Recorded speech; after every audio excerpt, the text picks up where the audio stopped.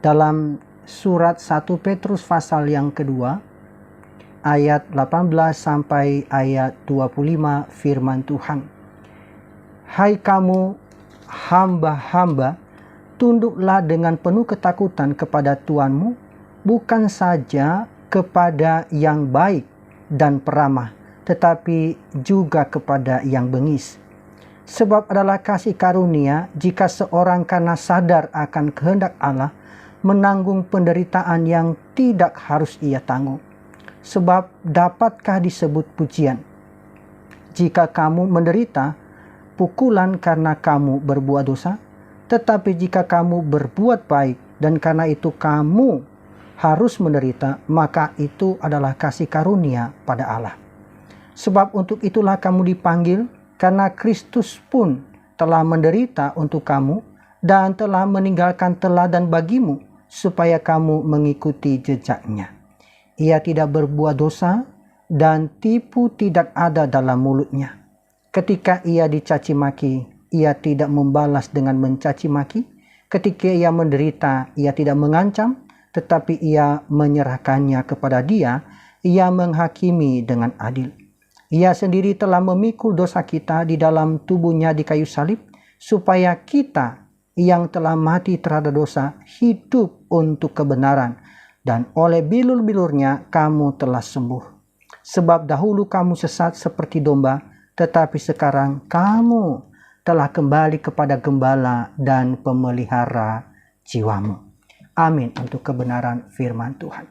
Bapak, Ibu, Saudara yang dikasihi dalam Tuhan Yesus Kristus, perenungan firman Tuhan pada pagi hari ini kita renungkan di bawah tema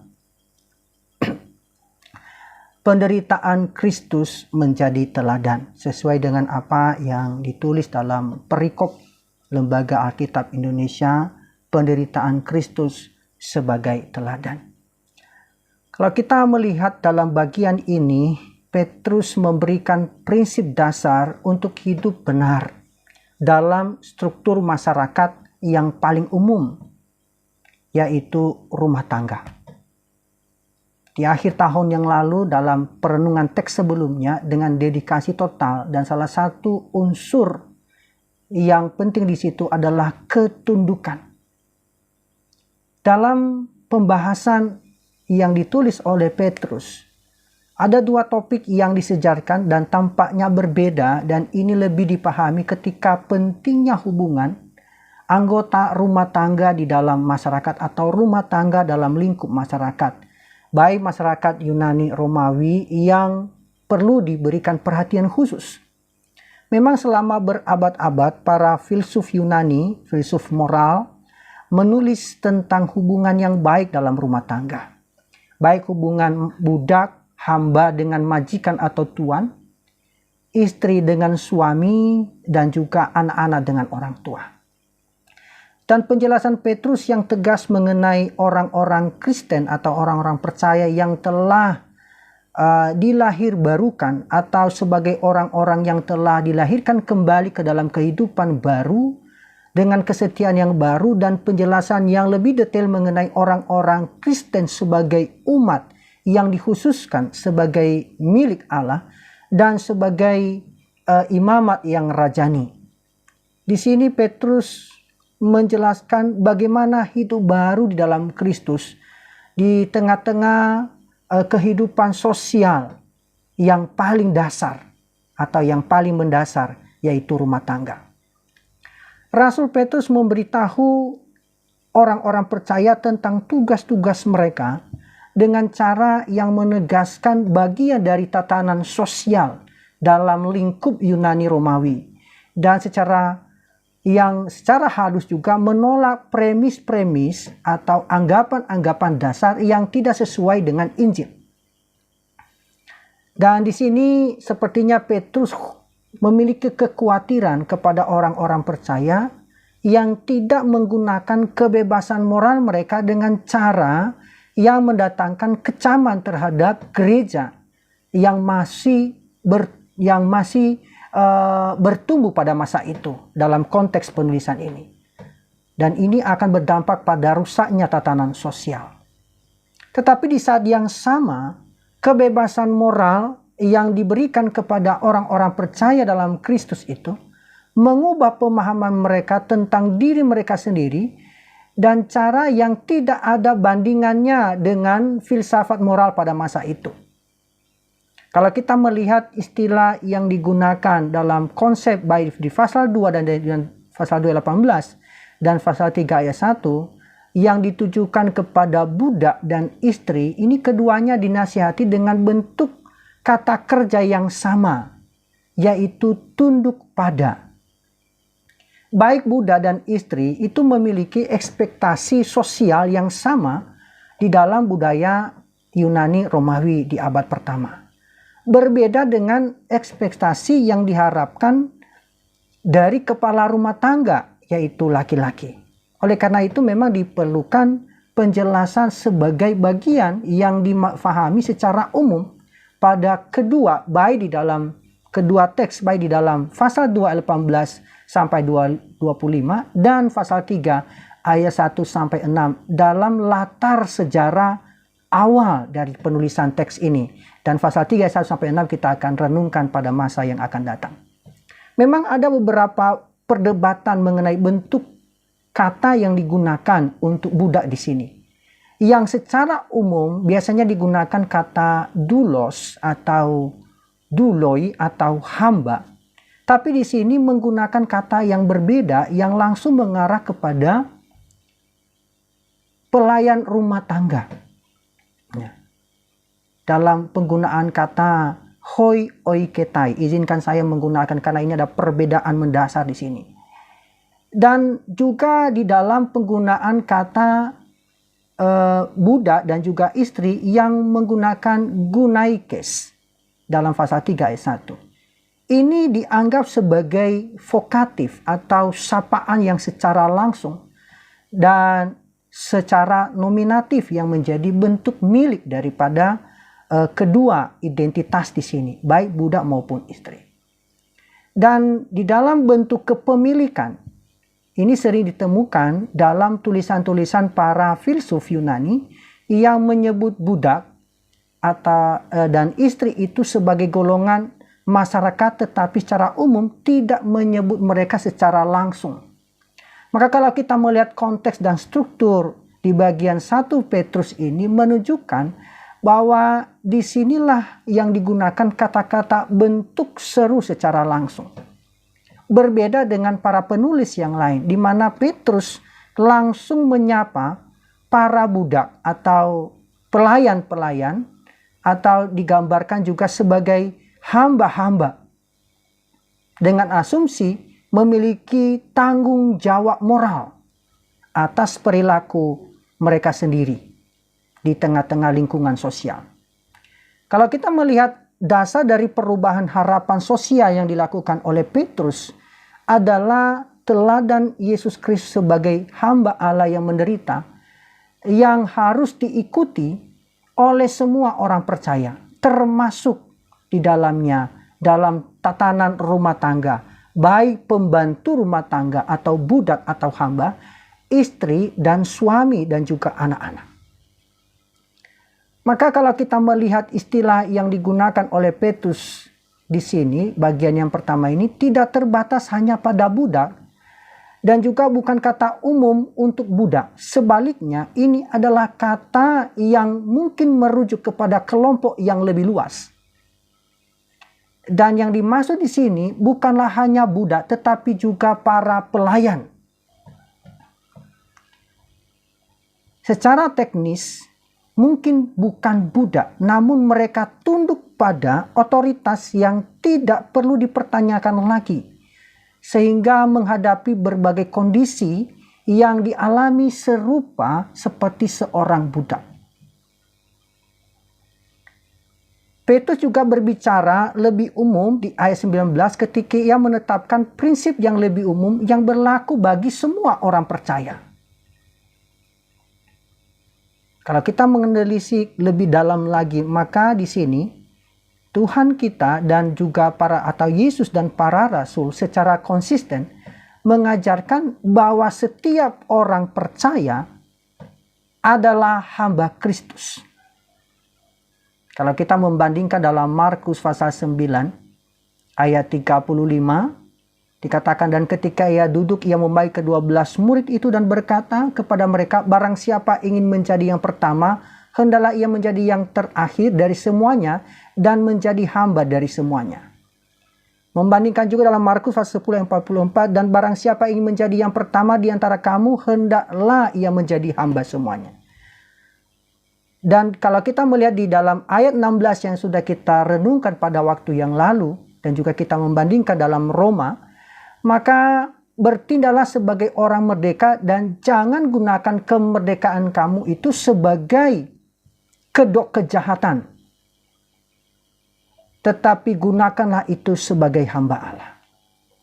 Dan kalau kita melihat secara mendasar di sini, Petrus memberikan instruksi atau perintah kepada orang percaya tentang ketundukan pada otoritas dalam konteks penderitaan. Ya, dalam perilaku yang benar. Bapak, Ibu, Saudara yang dikasihi dalam Tuhan Yesus Kristus, kita yang tinggal di negara-negara bebas atau sebagai negara yang memang pernah mengalami yang namanya penjajahan dan berada di bawah otoritas negara sebagai masyarakat yang dijajah. Tapi kita bersyukur kita sudah merdeka. Tentu kita memiliki pemahaman pengertian bagaimana seorang yang berada di bawah satu otoritas. Demikian juga di zaman Petrus ketika menulis kitab suci, di mana hubungan kerja antara majikan dan juga budak atau karyawan. Ya, bagaimana hubungan antara tuan dan budak di masa lalu.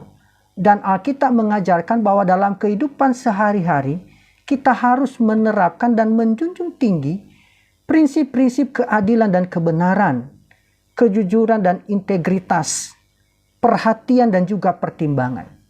Dan di dalam perselisihan, di dalam pekerjaan contohnya, baik pengusaha maupun pekerja itu menyelesaikan perbedaan melalui administrasi dan juga bisa dengan konsiliasi. Tentu di sini setiap tugas itu memiliki hak dan tanggung jawab. Begitu juga ada tuntutan di dalamnya. Walaupun di dalam masyarakat kita perbudakan itu sudah menjadi bagian dari sejarah. Banyak orang yang bisa bersaksi bahwa penindasan masih terjadi saat ini. Mereka mengalami penindasan baik secara non-fisik atau dalam bentuk pelecehan. Ya, kalau kita di tempat-tempat manapun, ya, di tempat kerja atau apapun, pasti pernah terjadi. Seringkali dalam kondisi itu tidak bisa mengeluarkan keluh kesah. Karena takut kehilangan sumber penghasilan. Tidak bisa menyatakan bahwa tidak setuju atau tidak menerima perlakuan yang tidak adil. Tapi Petrus mengatakan jika kamu menderita karena berbuat baik dan menanggungnya penderitaan itu, ini dikatakan perilaku yang terpuji di hadapan Allah. Ketika Petrus berbicara tentang seorang hamba yang dengan hati nuraninya menghadap Allah, menanggung penderitaan yang tidak selayaknya diterimanya, yang dia maksudkan di sini adalah keputusan untuk melakukan hal tersebut adalah keputusan yang selaras dengan hati nurani yang bersih di hadapan Allah. Tentu seorang hamba harus menyenangkan hati tuannya. Demikian juga dengan kita yang adalah pengikut Kristus itu disebut sebagai hamba. Tentu tujuan kita adalah menyenangkan, memuliakan Tuhan dengan tekad dalam hati kita bahwa menanggung penderitaan adalah cara untuk menyenangkan Tuhan. Mengapa? Kita tidak bisa luput dari yang namanya penderitaan. Ada begitu banyak model atau bentuk-bentuk penderitaan. Tentu penderitaannya berbeda. Nah, bagaimana menghadapi sikap yang demikian? Kalau yang dikatakan di ayat 18, hai kamu hamba-hamba, tunduklah dengan penuh ketakutan kepada Tuhanmu, bukan saja kepada yang baik dan peramah, tetapi juga kepada yang bengis. Tentu ini ada respon, ada cara kita menghadapi. Dan sesuai dengan perenungan kita, penderitaan Kristus itu menjadi teladan. Cara kita menghadapi berbagai persoalan di tengah-tengah situasi lingkungan dan respon kita, itu teladan utamanya adalah Kristus. Status budak atau pelayan rumah tangga itu menjadi gambaran hidup kita sebagai orang yang tunduk kepada Tuhan atau Tuhan kita. Ayat 21 kita melihat di sana bagaimana penderitaan Yesus Kristus. Itu dimulai dengan untuk itulah. Kata ini diawali atau kalimat ini diawali dengan untuk itulah. Ini di ayat ini merujuk balik kepada penderitaan karena kebenaran di ayat 19 sampai 20. Di mana orang-orang Kristen tidak dikecualikan dalam hal penderitaan. Dan kita tahu dalam perkembangan awal gereja mula-mula, orang-orang percaya penuh dengan penderitaan, bahkan mengalami tekanan, aniayanya. Dan konteks surat 1 Petrus ditulis kepada orang-orang yang sedang di dalam perantauan. Dan kemungkinan mereka mengalami penindasan, penganiayaan, tekanan di tengah-tengah perjuangan perjalanan iman mereka. Bapak, Ibu, Saudara yang dikasihi dalam Tuhan Yesus Kristus. Tentu penghiburan yang pertama yang ia berikan berhubungan dengan penetapan Allah. Bagaimana penderitaan Kristus ini. Di ayat 21a, penderitaan karena kebenaran bukanlah kecelakaan atau kebetulan, tapi dikatakan sebagai panggilan. Orang-orang percaya memang dipanggil untuk itu. Sama seperti Allah secara berdaulat telah memanggil mereka kepada keselamatan di dalam Yesus Kristus. Kalau kita membandingkan di pasal 1 ayat 15 dan pasal 2 ayat 9. Demikian juga mereka dipanggil untuk menderita bagi kebenaran. Ayat 21a. Penghiburan selanjutnya yang kita dapatkan di dalam teks ini sebagai teladan kita bahwa berkaitan dengan penderitaan Kristus di ayat 21b. Tatkala kita menderita karena kebenaran, kita tidak sendirian. Kita bahkan bukan yang pertama mengalaminya. Tapi orang yang pertama mengalami adalah penebus kita yang sudah pernah melewatinya. Yaitu Yesus Kristus. Kita juga mengetahui bahwa orang lain sudah melewati dan memenangi pergumulan melawan penderitaan. Itu merupakan penghiburan besar. Sebab ketika kita menderita, kita kadang cenderung merasa sendirian dan sebagai orang yang paling malang di seluruh dunia. Padahal kita tahu bahwa kita tidak hanya sendirian yang mengalami. Ketika kita mengalami penderitaan, Kristus juga mengalaminya. Apa yang dilakukan Kristus bukan hanya sebagai penghiburan sebenarnya, tapi itu menjadi teladan. Ini bukan hanya demonstrasi ketahanan untuk dikagumi, melainkan kemenangan untuk diikuti sebagai teladan. Dikatakan, Kristus telah meninggalkan teladan bagimu, supaya kamu mengikuti jejaknya. Penderitaan kita sebenarnya dimaksudkan untuk memberikan teladan. Menarik di sini. Penderitaan kita sebagai orang percaya itu sebagai teladan. Dan teladan kita dalam menghadapi penderitaan adalah meneladani Kristus. Dan ketika orang melihat kita sedang dalam penderitaan, orang lain akan menikmati, akan melihat bagaimana kita melewati penderitaan itu menjadi teladan bagi mereka.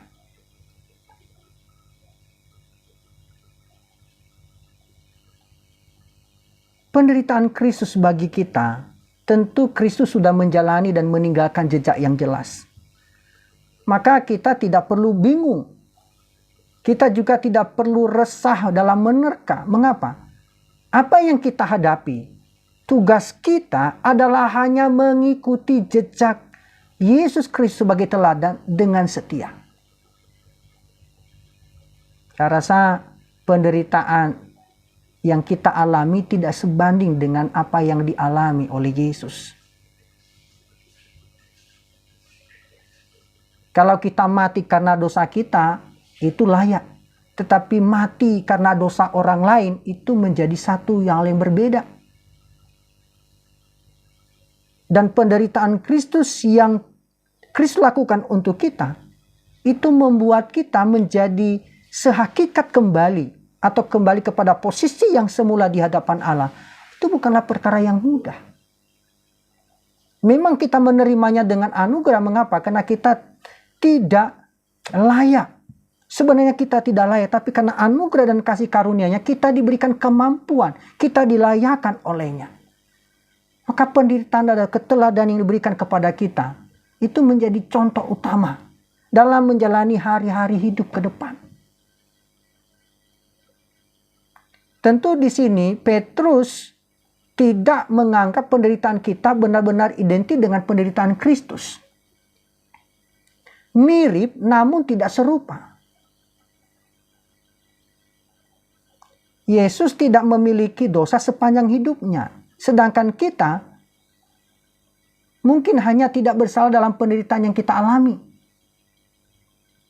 Penderitaan dan ketabahan Kristus itu benar-benar mendamaikan kita dengan Allah. Sedangkan penderitaan dan ketabahan kita dalam menghadapi penderitaan itu menjadi sarana orang lain mengenal dan memuliakan Allah. Maka bersyukurlah kita kalau menghadapi berbagai penderitaan. Mengapa? Karena dari sana orang bisa belajar lewat penderitaan. Kalau kita melihat ayat 22 sampai ayat 25, di situ Petrus mengutip bagian dari kitab Yesaya 53 dan mengaplikasikan teks tersebut pada penderitaan dan kemenangan Kristus. Dan memang ini tentu saja tidak mengejutkan. Mengapa? Karena di Yesaya 52 sampai ayat 53 itu memang berisi nubuat tentang hamba Tuhan yang menderita. Dan memang sejak awal teks yang kita baca itu dipahami sebagai teks mesianis. Kalau kita memahami dengan benar, maka pengutipan Yesaya 53 ini menunjukkan bahwa penderitaan Kristus bukan peristiwa kecelakaan atau kebetulan, melainkan ada dalam penetapan Allah. Dan yang ditekankan di sini bukan hanya penderitaannya saja, tetapi ada kemenangan atas penderitaan itu. Dan di dalam bagian teks ini ada penggunaan teks. Dalam teks Yunani ada 3 bagian yang ditandakan dengan penggunaan kata ganti penghubung. Kalau kita melihat di ayat 22, di ayat 23 dan 24. Izinkan saya menggunakan kata Yunani kata hos sebagai kata penghubung. 3 bagian ini sebenarnya mengajarkan penderitaan seperti apa yang dialami Kristus dan yang seharusnya kita teladani. Pertama, menderita tanpa bersalah di ayat 22. Ketidakberdosaan Yesus atau Kristus di ayat ini merujuk pada 2 hal, yaitu keseluruhan hidupnya yang tidak berdosa dan respon yang benar dalam menghadapi penderitaan. Kristus tidak melakukan dosa, tetapi ia tetap menanggung penderitaan. Tatkala menghadapi penderitaan, ia pun tidak berbuat dosa. Saudara, mudah sekali bagi seseorang untuk berbohong demi menghindari penderitaan. Sejarah mencatat bahwa tidak semua orang yang mengaku Kristen mampu mempertahankan iman di tengah-tengah penganiayaan. Beberapa memilih menyangkal dan berbohong supaya melewati penderitaan. Dalam kehidupan kita sehari-hari pun kita berulang kali mungkin berbohong untuk menghindari konsekuensi yang tidak mengenakan.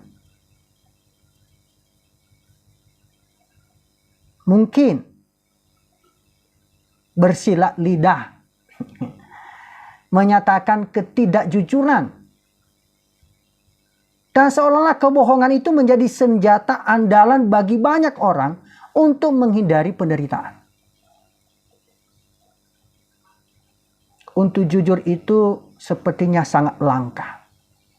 Tapi tidak demikian dengan Kristus. Dikatakan tipu daya tidak ada di mulutnya. Ia tidak tersenyum pada seorang, tetapi pada saat yang bersamaan mengutuki orang itu dalam hatinya.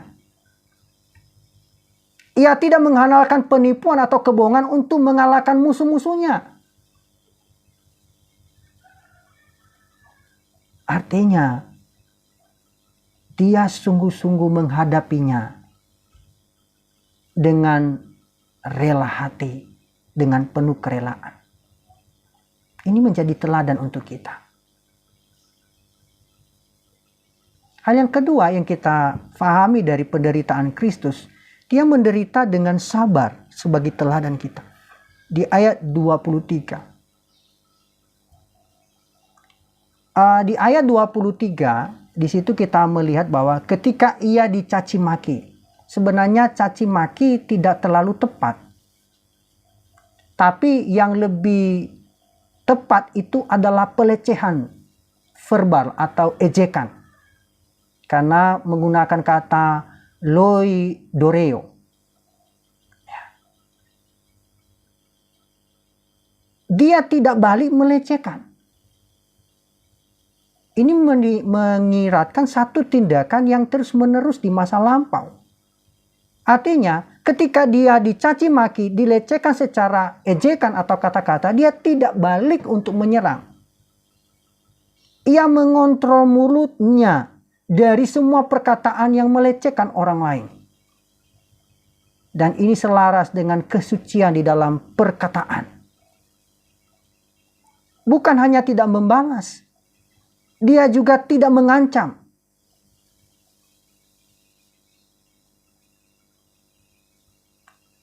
Dia mengambil bentuk yang sama di sini. Artinya, Kristus selalu memilih untuk tidak balik mengancam. Bapak, Ibu, Saudara, hal ini memang sebenarnya sangat sulit untuk dilakukan. Dengan kuasa yang dimiliki oleh Kristus bisa saja memberikan ancaman atau peringatan hukuman terhadap para penyiksanya. Tapi justru terbalik. Ia meminta, memohon pengampunan bagi mereka.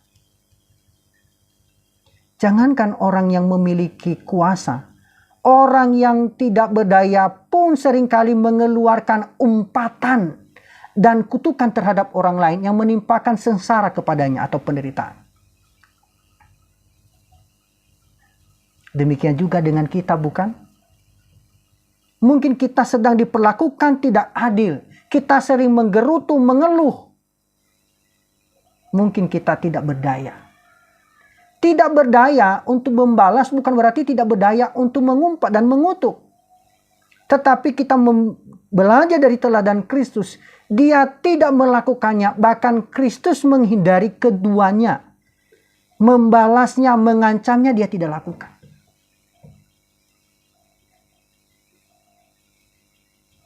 Ia tidak membalas. Ia pun tidak mengancam melalui kutukan atau semacamnya. Tentu rahasia kemenangan Kristus ini adalah terletak pada penyerahan diri yang total kepada Allah. Dan tema kita pada minggu yang lalu di akhir tahun adalah dedikasi total. Ia berdiam diri bukan karena tidak mampu melawan. Ia juga bukan berdiam diri karena secara hakikat ia memang pemberani. Bukan. Ia berdiam diri sebab ia mengetahui dan mempercayakan diri kepada Allah. Dan percaya kepada Allah yang mampu melakukan segala sesuatu di luar kemampuan kita. Dan penyerahan diri ini tidak hanya terjadi sekali. Tetapi terus. Ia selalu berserah menyerahkan diri. Apa yang ia serahkan? Dalam terjemahan berbagai versi bahasa Inggris, menambahkan yaitu dirinya sebagai objek dari kata menyerahkan.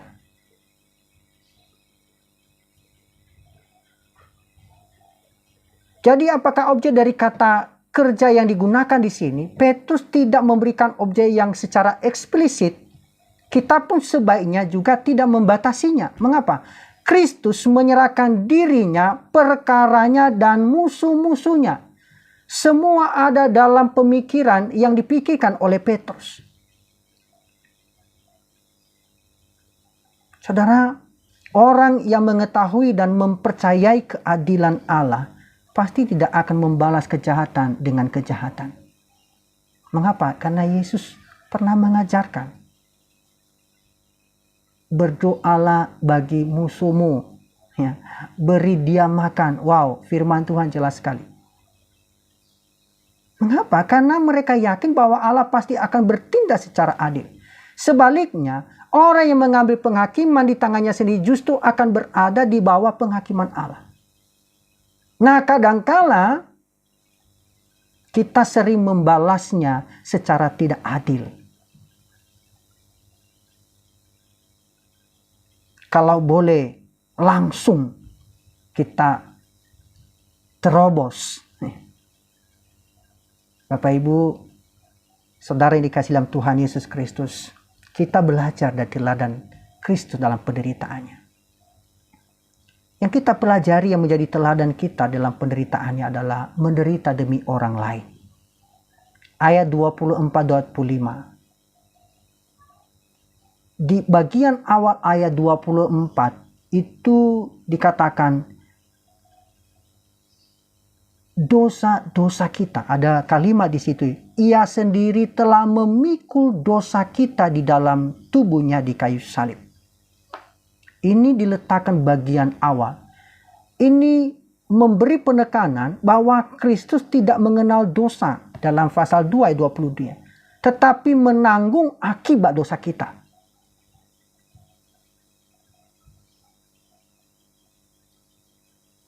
Artinya dia menanggung. Dan menanggungnya di atas kayu salib. Dan itu lambang terkutuk.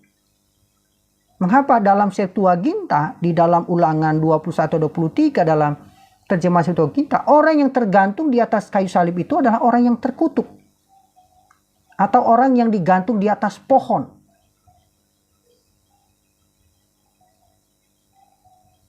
Semua penderitaan akibat dosa ia pikul di bahunya untuk kita. Untuk kebaikan kita. Ia bukan hanya memikul dosa-dosa kita di ayat 24. Tapi ia membuat kita hidup untuk kebenaran. Terbebas dari kuasa dan hukuman dosa adalah satu hal. Hidup untuk kebenaran adalah hal yang lain. Tapi dua hal ini sama-sama dimungkinkan bagi kita melalui korban penebusan Kristus di atas kayu salib. Bukan hanya itu. Bilur-bilur Kristus juga menyembuhkan kita di ayat 24. Maka sesuai konteks yang ada, tidak ada alasan untuk memahami kesembuhan secara fisik. Kesembuhan yang dipikirkan Petrus di sini identik dengan pertobatan rohani. Di bagian ayat 24 menjelaskan tentang penebusan dosa kita dan pembalikan hidup untuk kebenaran. Dan ini diawali dengan kata sambung karena. Di ayat 25. Dan ini secara resmi menjelaskan bahwa kesembuhan seperti apa yang dimaksud. Orang-orang berdosa seperti domba yang tersesat tanpa gembala. Artinya sangat rentan dengan bahaya. Baik semak duri, kecelakaan maupun binatang buas. Terluka itu adalah akibat yang tidak terelakkan ketika mengalami penganiayaan. Terluka, contohnya kata-kata kita, hati terluka, pukulan secara fisik, membuat badan mungkin terluka. Walaupun demikian, dengan kehadiran Kristus telah dikembalikan kepada gembala dikatakan pemelihara jiwa mereka, yaitu Kristus Yesus, Sang Gembala yang baik. Ia menjadi pertanyaan untuk kita renungkan pagi ini. Apakah saudara dan saya, Bapak Ibu, sedang dalam penderitaan? Oh, tentu menjawab, enggak, ini baru awal tahun kok, ini baru hari keempat, tentu tidak ada penderitaan. Benarkah? Terlepas dari apakah penderitaan itu sebagai akibat kesalahan kita sendiri atau penderitaan karena kebenaran, tetapi prinsip dalam meresponi penderitaan yang sudah kita fahami bersama itu menjadi kebenaran atau cara kita untuk menghadapinya. Maka tidak ada alasan untuk dirundung kesusahan dan diliputi dengan penyesalan. Tidak ada lagi waktu untuk menyalahkan diri sendiri dan orang lain atau keadaan. Tapi mari pandang kepada Allah. Dalam perenungan kita tentang dedikasi total, itu kata kuncinya tunduklah. Ketundukan kita adalah ketundukan kepada Allah. Maka pandanglah kepada Allah yang menetapkan dan mengontrol segala sesuatu. Semua ada dalam kendali Tuhan. Mengapa? Karena tidak ada satupun yang terjadi dalam dunia ini tanpa sepengetahuan Tuhan. Bahkan dikatakan sehelai rambut pun jatuh, dia tahu. Artinya, apapun yang terjadi yang kita hadapi ke depan, semua dalam kendali Tuhan. Maka marilah kita terus memandang kepada Kristus yang sudah terlebih dahulu memberikan kita teladan dan meninggalkan teladan bagi kita.